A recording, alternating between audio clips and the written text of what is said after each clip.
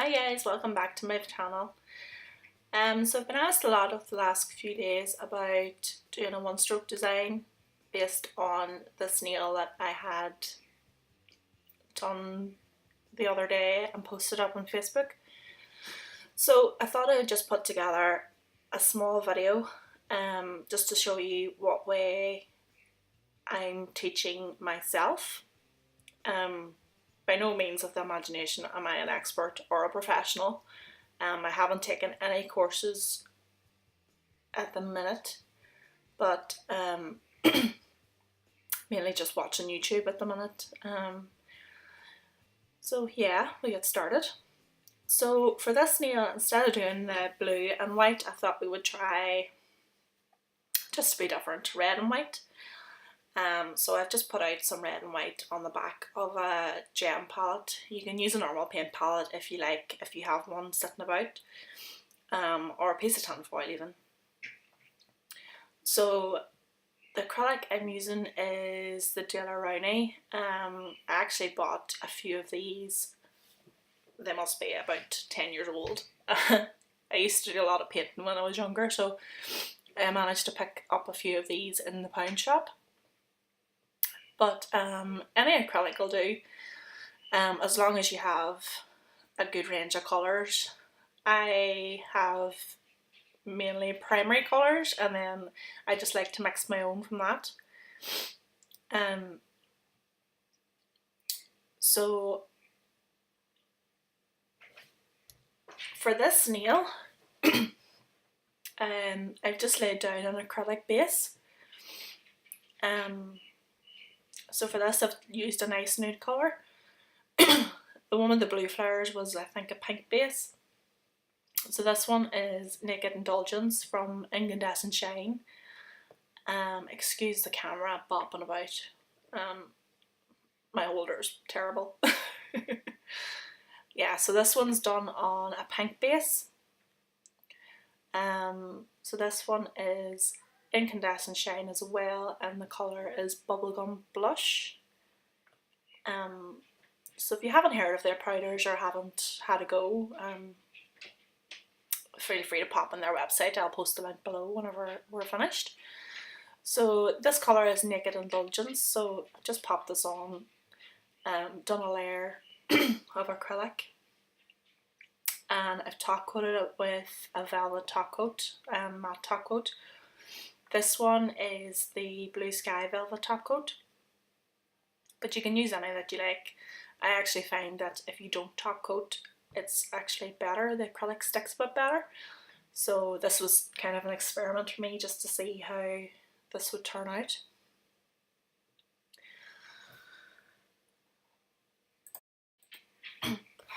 So once you've done your base coat, we're ready to start. Just get yourself some water as well, and what you can do is give it a light buff over as well if you're using a gel polish. So your 2 coats of gel polish and away you go. So for this nail we're doing a red and white. So what I like to do is just have your water handy. This is my lovely trusty iron filler I like to have on standby. Does anyone actually use these things? So yeah, just dip in. I like to get most of the water off the brush, so it's good to have a wee paper towel just handy. And then what you want to do is, this is an angled number 2 brush. So as you can see, it's longer at one end than at the other. You can get different brushes, different widths as well, so I mean, have a play around, just whatever suits you. I think this one came off eBay, Amazon, I'm not too sure. So with your longer end, you're wanting to keep it at the outside, so it will always be your lighter colour. So what I do is just dip in either end. So as you can see, you're kind of just coating either end, and then using a flat surface, just blend those colours together slightly. Make sure you go back and forward just to get that colour on both sides. And then you can dip in again just to make sure that that colour is nice and saturated on the brush, blending it as you go. and it doesn't have to be perfect as long as your colours are kind of in the right place to start with. So we're going to do something similar to this design that I had done on this other nail, which matches my nice paper towel. So for this I had done, well, it was meant to be a 5-leaf flower, but it turned out to be a 4 in the foreground. But I like to just mark where my leaves should be. So as you can see, there's a nice 5-leaf design going on. And then just reload my brush again. If you find your brush is drying out, you can add a tiny bit of water, but you don't want it to be oversaturated with water either. So you can see where I've my 5 petals, so you just kind of want to lay down either side of that, so you're kind of going to go in a squiggle motion. You can lift your brush if you like and do it, or you can use, I call it a wiggle, so just on either side, so you're kind of going from one side to the other, and just start that process of wiggling. Don't overthink it, because I think that's my major problem, is I overthink everything and it should be perfect. But as you can see, just bring it in at the end, and there you have your first petal. So you're just going to repeat that process. You can go over your petals if you feel like they're not standing out enough for you. Or if you like that kind of look, you can just go back in and blend again. You can blend these colours out on your hand if you like, or you can get like one of those little thumb palettes. Just whatever's handiest for you. You don't have to be investing in massive amounts of equipment. So for our second petal, you can see I haven't actually gone over to, I'm just getting on a bit blurry, but just let it come into focus. So your second petal will carry on from your first one, so you kind of want them to be touching. And again, you want to keep that white to the very outside, just keeping that wiggling motion going. I don't know if you can see. If you are doing this on a person, obviously you can't really do much with their finger as I'm moving it around.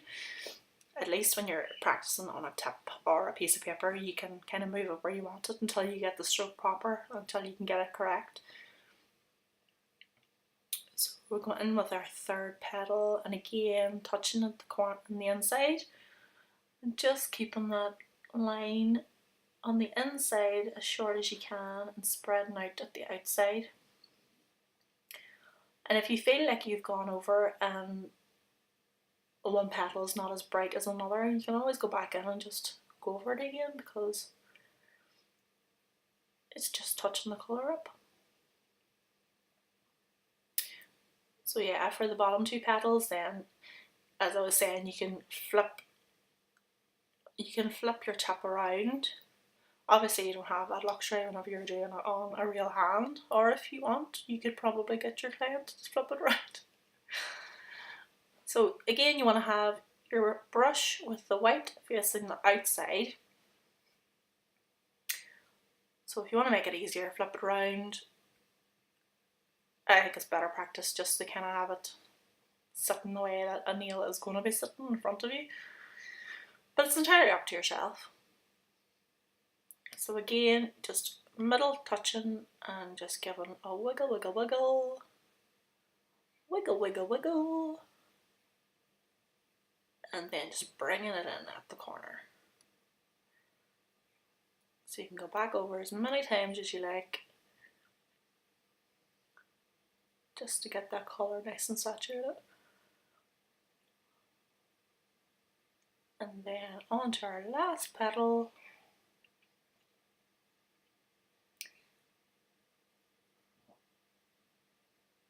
Following the same steps again. Inside touching, outside going wide. I always find this angle really awkward to do for some reason. Again, you can see I'm kind of flipping it around just to kind of give a little bit of definition to that last petal. I think by this stage my brush was drying out slightly, so you will know whenever you start to get a bit of drag on the brush that you need to either reload with paint or brush off and into a little bit more water.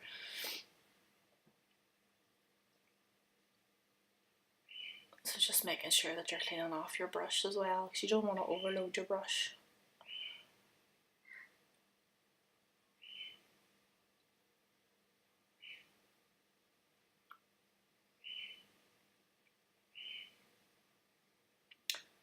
With this design, what I had done was put some flowers above and below. So we'll do something like that with this flower as well. Obviously not exactly the same, but if you're doing flowers above, obviously the part that you're going to see is the top part of the next flower. If you're going below, you'll see the bottom petals. So I just kind of like to put my first flower down and then use that as a guide. So if you're going to the bottom, as you can see, you'll be seeing the bottom petals kind of poking out. At the top, you'll be seeing the top petals poking out. So that kind of gives you an idea of which angles to use your brush at. But it's all trial and error again. It's just practice, practice, practice. Mines are by no means perfect. So I like to leave a slight gap between, just so that whenever you're doing your outlines and stuff later on with your fine liner, that you have a wee bit of room to manoeuvre. So just going from this petal that's down here, just marking in where I want that petal to be, and then, and again with your wiggle. And again, when I first started doing like these kind of designs, I found doing my first flower was okay, and then once I kind of got to the background flowers or any kind of designs around it, that I just kind of kept losing it all the time. But girls, it just comes with practice. So I mean, dip in again. As you can see, that flower wasn't looking exactly bright, so I'm back in again with a wee bit of paint and just keep building it up. And then just following the first flower the way that the petals have been laid out with it.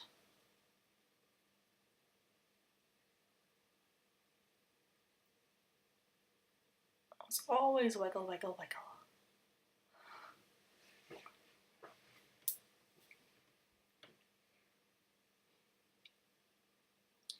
And this bit's actually off shot, but I was trying to do kind of a rough third petal in behind while touching up the first one, the first flower at the same time.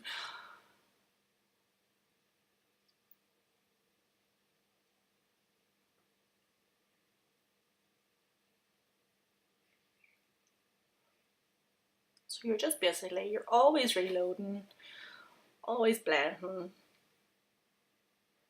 and then it's just literally getting your shapes down. You can do any shape that you want.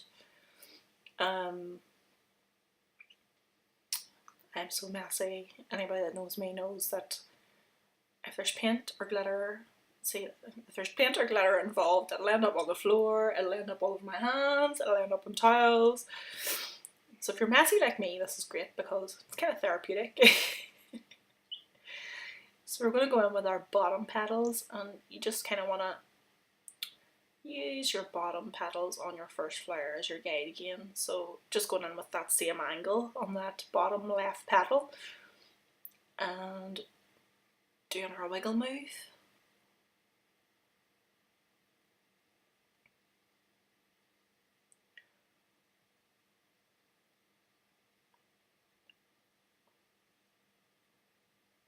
Sorry, some of this is out of shot.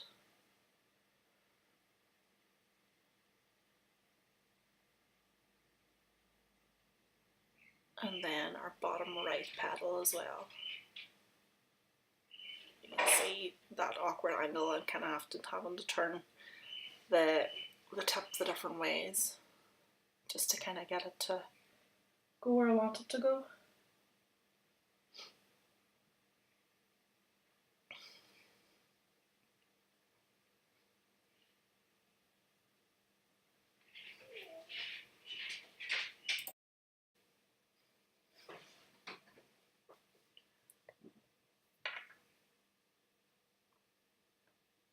And then in just with your last petal, so slightly to the left, and just trying to kind of bring that all together then.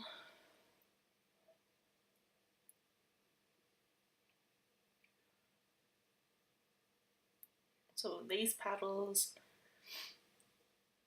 didn't turn out as neat as I would like them to be, but you can always go over them again or make them bigger or go around them with a fine liner even. So I'll show you how to do that at the end as well.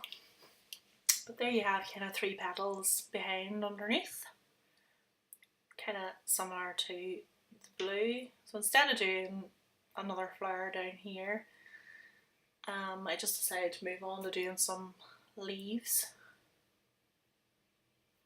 at the bottom.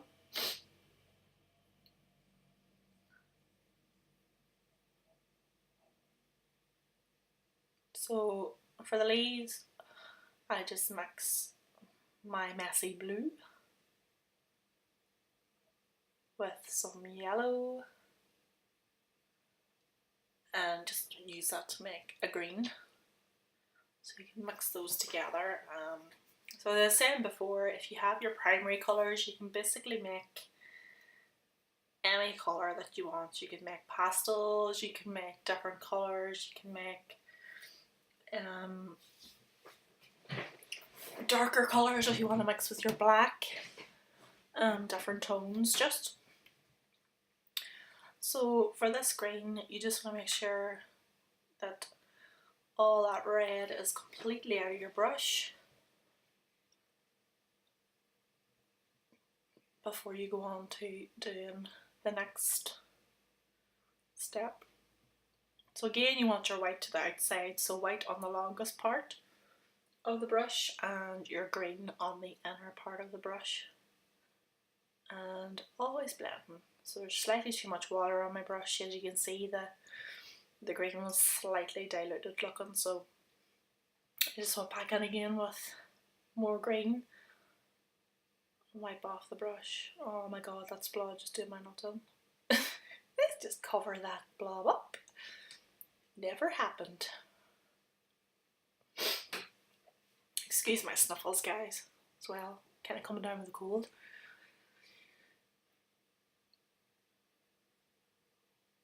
So it's been a while since I've actually done some leaves. I've been kind of practicing flowers this last while, but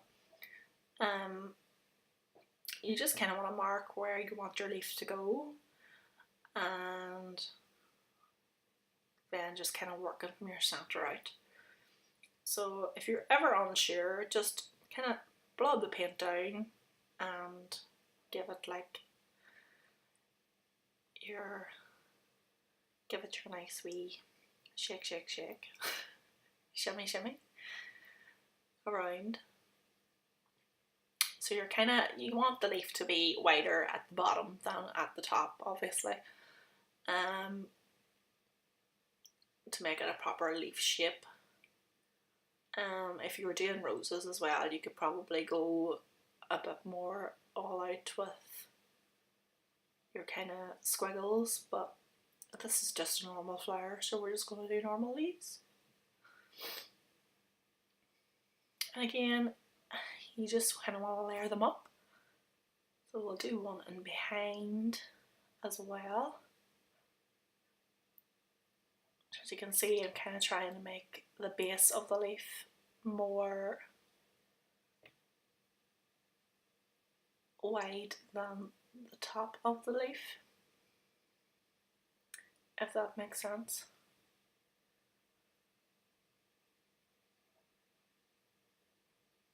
But again, you can always go around with your fine liner once you have your basic design done as well, so never feel like a design is completely wasted just because you've made a slight mistake. Like, I can see loads of flaws and loads of mistakes in this design, but it's all part of the learning process as well.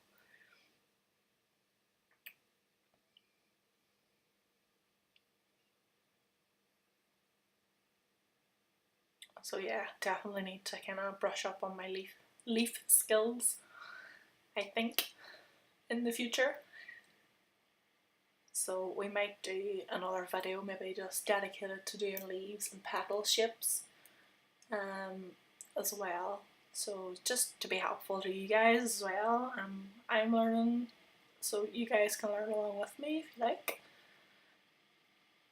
So there we have basic leaves. So for the fine lining, I've just sped up this process of the video. So for this, I just like to kind of use a detailer brush and just brush up kind of just highlighted areas and areas that will be darker. So kind of the tips of the petals obviously will be lighter because they're thinner and the light will hit those first. So I just kind of go around those. You can just water your paint down to make it nice and fluid. I do find with fine liners that because acrylic paint is quite thick that it can stick a lot. So you kind of will see me going back and forward to my water quite a lot. So just kind of going around all those edges, especially where your flowers will meet another petal. So in around this top petal, as you can see, I will go back and do a deeper red kind of in behind, because obviously that leaf will cast a shadow on the leaf behind, so it just kind of gives it a nice bit of depth to the painting. So for these bottom ones, I kind of try and rectify the shape slightly. But guys, it doesn't have to be perfect by any means at all. Just sometimes I think if they look less perfect, they're actually quite nice. They're more of a personal touch. So just adding in some details on those leaves as well. So I mean, even if you have the basic shape down, you can always go in with your fine liner and pick out any details that you want to pick out. So I mean, the parts of the leaf where the light will be hitting obviously are going to be lighter, and like this bottom leaf is more green at the top, so I just kind of went in with my green. So any areas that will be more in shadow, you just want to kind of go over them and deepen the colour a bit.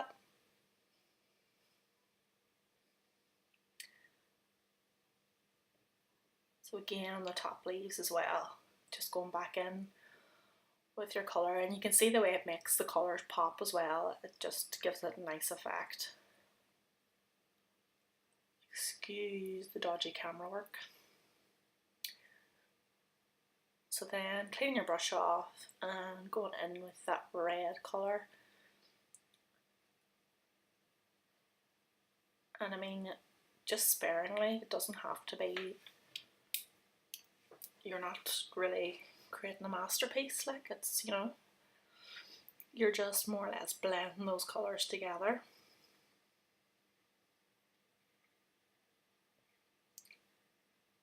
Just bringing out some of the depth of the middle of the flowers as well.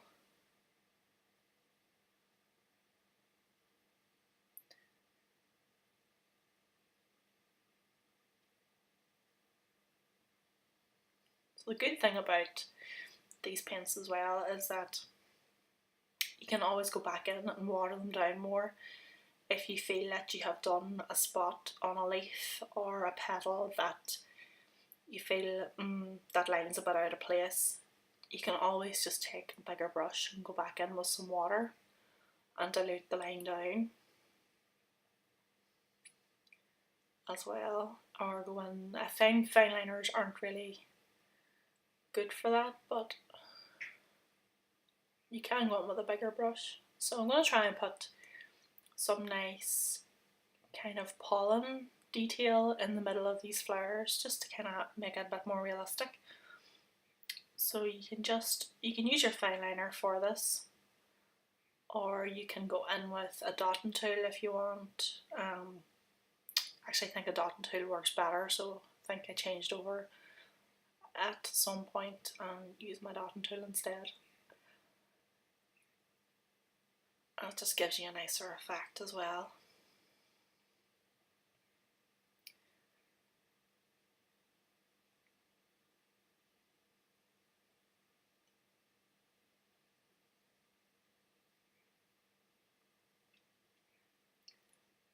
And then obviously you're going to see part of that flower in behind and the flower below. Probably see some little pollen spots on those as well.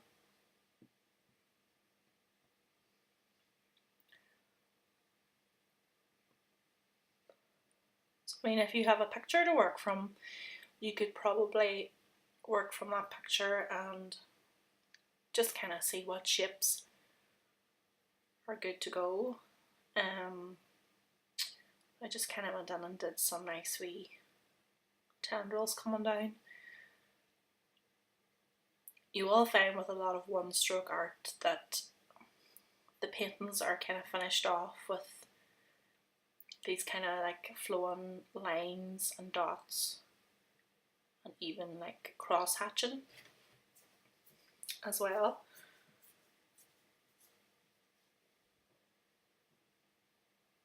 So it just fills any of that negative space that you have, that you would kind of feel, you know, it just looks a bit bare compared to what the rest of the picture looks like going on.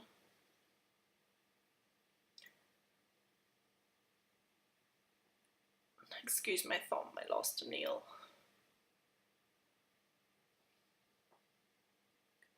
You just want to kind of have them flowing out. This one was kind of, yeah, in the wrong place, but we'll go with it. It's art, it doesn't have to be perfect. I found mixing the green with a wee bit of white actually give it a nice kind of highlighted look, which I quite liked as well.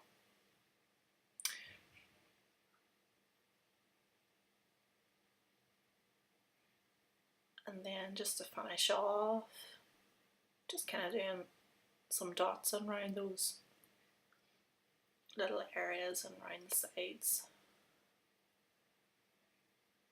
So I mean, you can add them wherever.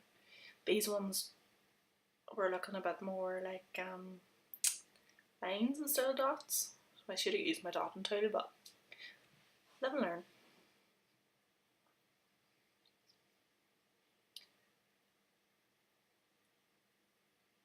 So just any wee places that you think could do with some brightening up. Yeah, so as you can see, those bottom ones are looking a wee bit naff, but as I said before, I'm still learning and you guys are still learning, so we can learn together.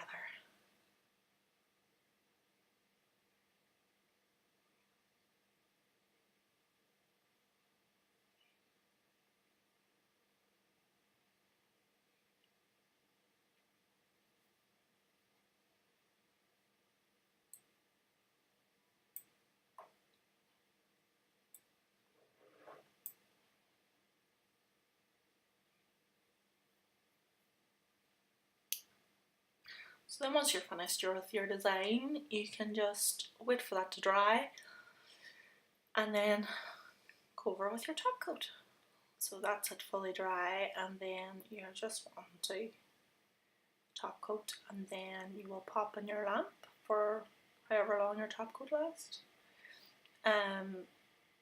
You'll find as well that with acrylic paints sometimes the colours will look brighter once you've top coated them. It just makes the colours pop. So that's it, guys. That is the finished nail, top coated. I hope you enjoyed this video, and let me know in the comments below what you'd like to see next.